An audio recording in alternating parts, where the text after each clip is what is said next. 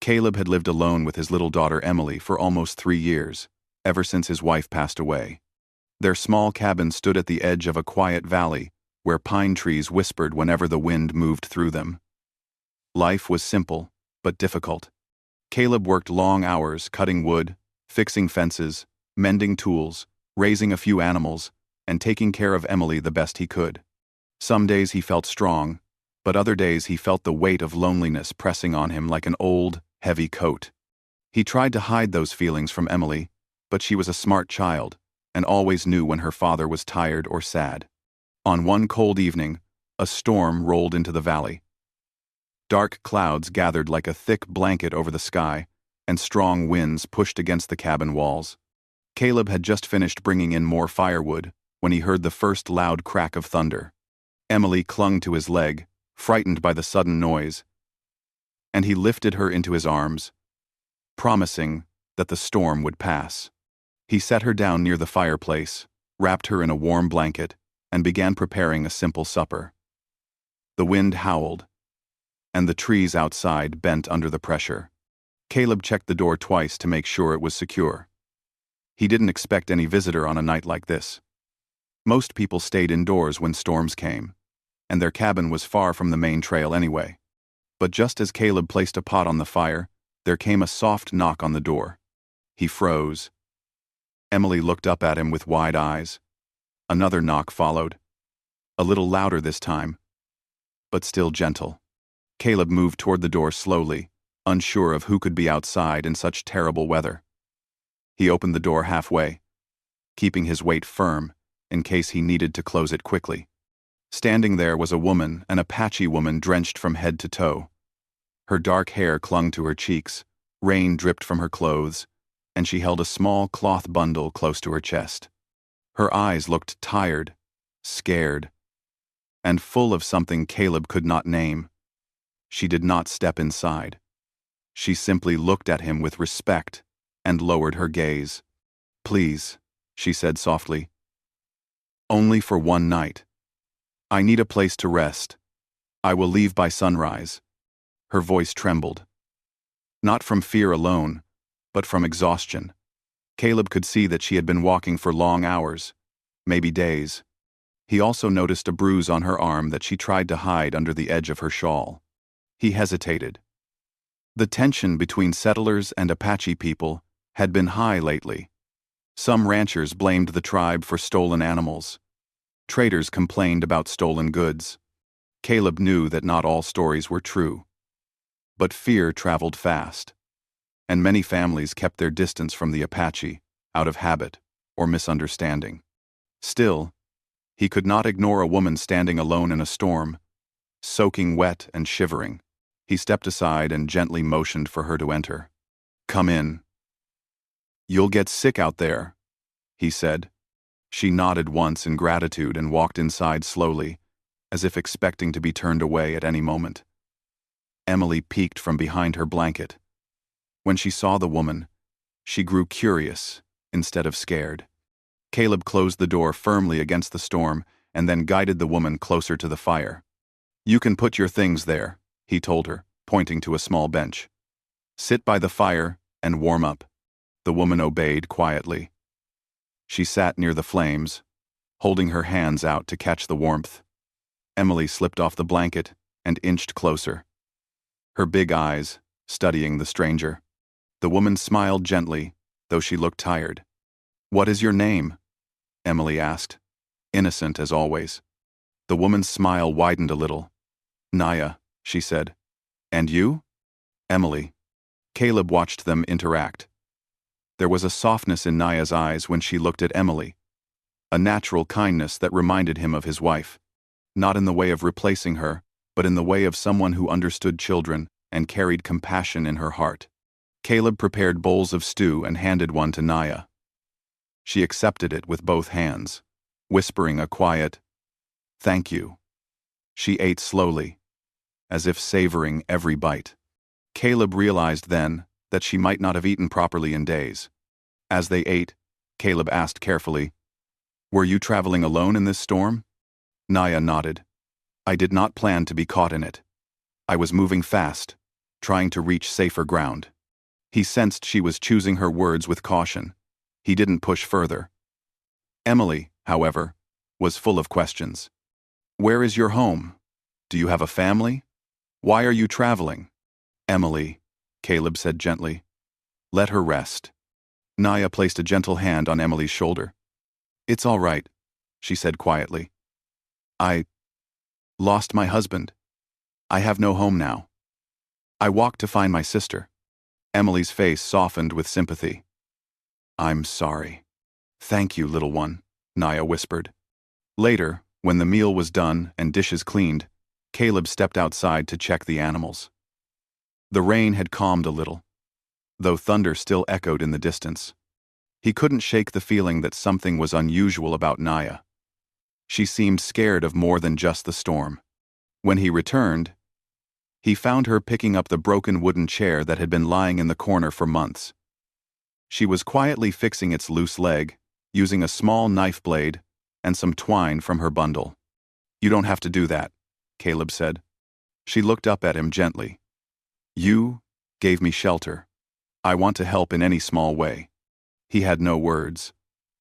Her simple act touched him deeply. Most strangers would have taken what they needed and asked for more. But Naya did not ask for anything except a safe place to sleep. As night deepened, Caleb prepared a sleeping area near the fire for her. The floor was wooden and cold, but he laid out extra blankets. Naya seemed grateful for even that. She sat down carefully, keeping her bundle close. Before she lay down, she murmured, No one has shown me kindness in a long time. I will never forget this. Caleb nodded. You're safe here.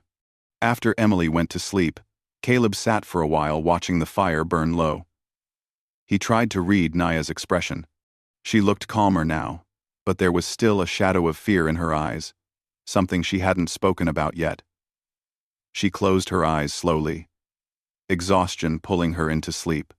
The storm outside began to fade, leaving only a soft rain tapping against the roof. Caleb stayed awake longer than usual. Something in his heart warned him that this night was not as simple as it seemed. He wondered what danger Naya might be running from. He didn't judge her, he only hoped she was not in trouble that could put Emily at risk. Eventually he slept. When dawn approached, pale sunlight crept through the small window. Naya awoke before everyone else. She quietly folded the blankets she had used. She looked at Caleb and Emily, sleeping peacefully. A conflicted expression crossed her face. She tied her bundle, readying herself to leave. She didn't want to bring danger to these kind people. She reached for the door, planning to slip away without waking anyone. But just then, Caleb stirred. You're leaving already? He asked softly. Yes, she whispered. You helped me. I don't want trouble to follow me to your home. Caleb frowned. What kind of trouble? Naya lowered her eyes. I cannot say. Before Caleb could ask more, he stepped outside to fetch water for the morning. But as he reached the edge of the porch, he froze. 3 armed riders were approaching from the south. Their faces were sharp. Their horses were strong. Their eyes scanned the land like hunters, searching for a trail. Caleb's heart tightened instantly. He understood everything in 1 second. Naya wasn't just a traveler. She wasn't just a widow. She was running. And now the danger she feared had arrived at his doorstep. He stepped back inside quickly, closing the door behind him, his pulse rising. Naya, he whispered urgently. There are men coming this way. Her breath stopped. She looked at him with fear not for herself, but for what her presence might bring to his home. And the day had only just begun. Caleb's voice was low but urgent as he stepped back from the door. Naya stood frozen near the fireplace, her hands gripping her small cloth bundle so tightly that her knuckles turned white. She didn't need to ask who was coming. She could hear the hoofbeats herself. Her face showed a mixture of fear and guilt, as if she blamed herself for bringing danger to this quiet home. How many?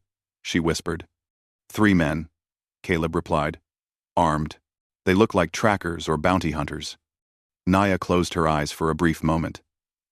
They found me, she said softly, almost to herself. I should leave before they reach your door.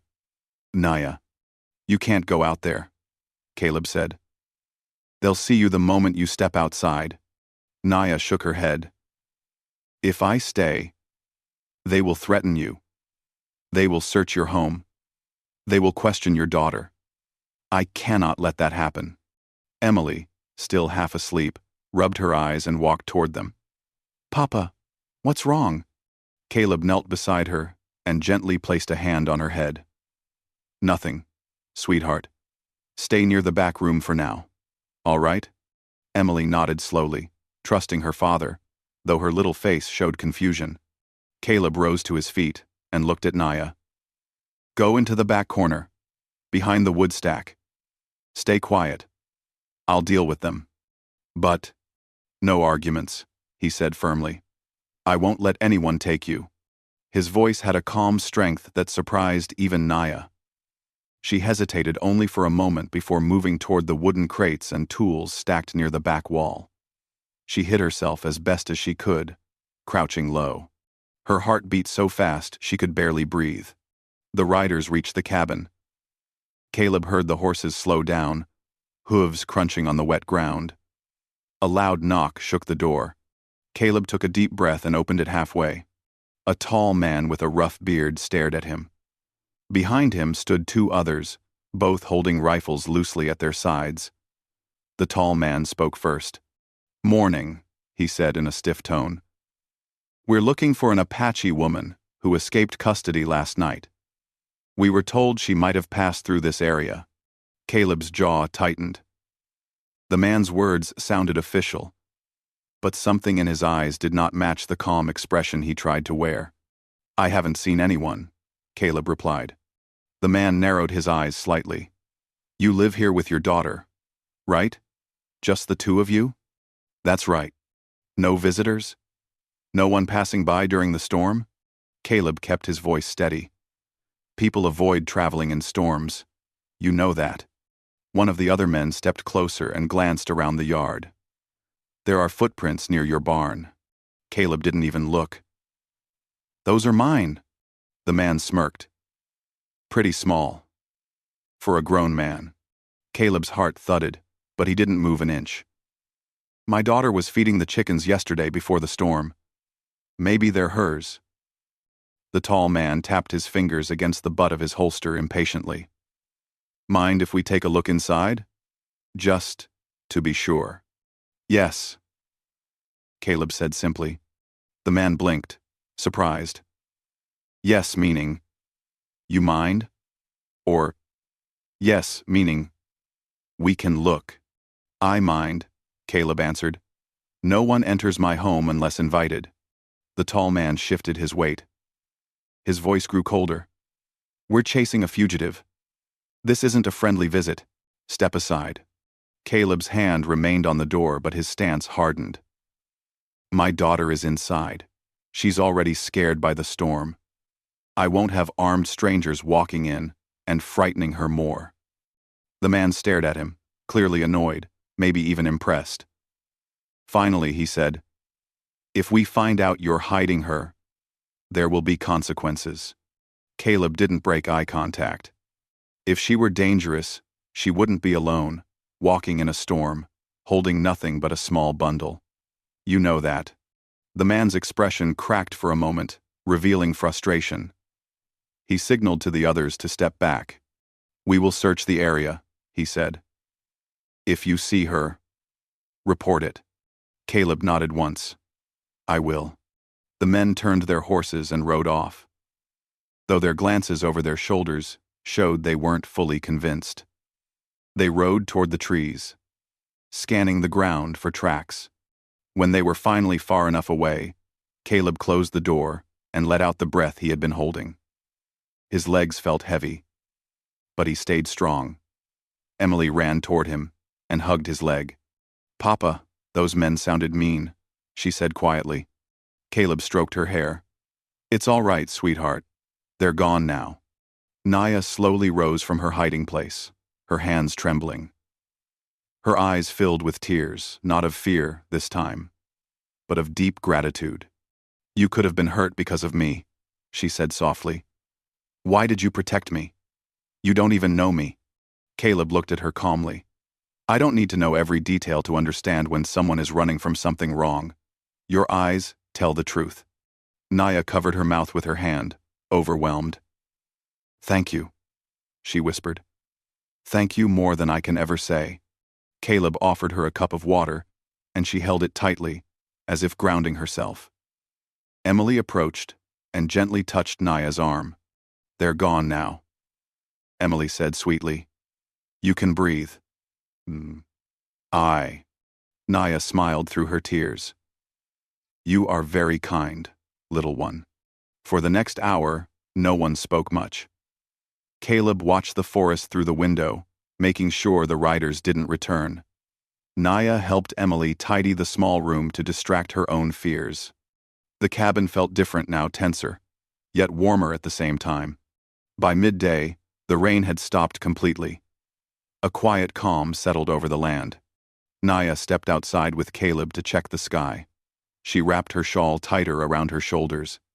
I must leave soon, she said softly. They may come back. I don't want Emily to be scared again. Caleb did not answer right away. He stared at the distant hills, thinking, where do you need to go? Oh, on to my sister's camp, Naya replied. Beyond the ridge near the open valley. It is still many miles away. You can't walk all that distance alone, Caleb said. Not with those men searching. I have no choice. Yes, you do, Caleb said firmly. I will take you part of the way. I know a trail they won't expect. It'll keep us out of sight. Naya's eyes widened. You would do that for me? I don't leave good people behind, Caleb said simply. Emily tugged at Naya's hand.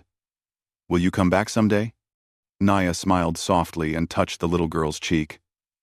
If life allows it, yes, I would like that. Caleb prepared the horse and packed a small amount of food. He left Emily with a trusted neighbor who lived across the valley. Emily hugged Naya tightly before they left. Be safe, Emily whispered. I will, Naya said, her voice warm and sincere. Caleb and Naya began their journey through the trees. They followed narrow paths, crossed small streams, and stayed away from open ground. Every so often, Caleb glanced behind to make sure no riders followed. Naya walked quietly, staying close but giving him space. Hours passed. The sun began to lower behind the hills, painting the sky with soft orange light. Finally, they reached a ridge where the land opened into a wide valley. Naya stopped. Her voice trembled slightly. From here, I can find the way. My sister's camp is beyond that line of trees. Caleb nodded. This is as far as I can go without risking being seen. Naya stepped closer, her eyes full of gratitude. I will never forget what you did for me, she said. You protected me when you didn't have to. You believed me without proof. You gave me warmth when I was cold, and safety when I was hunted. Caleb looked down, unsure how to respond. Her words touched him more deeply than he expected. You deserve peace, he said finally. Naya hesitated, as if wanting to say more, but she looked toward the valley instead. She took a deep breath and nodded. Goodbye, Caleb, she whispered. May your life be gentle. Goodbye, Naya. She walked away slowly at first, then picked up her pace as she moved toward freedom. Caleb watched her until she became a small shape among the trees, then disappeared completely. He stood there for a long moment, feeling something heavy and warm in his chest, something he could not name. Then he turned his horse around and began the ride home, knowing that this one night, this one meeting, would stay in his heart forever.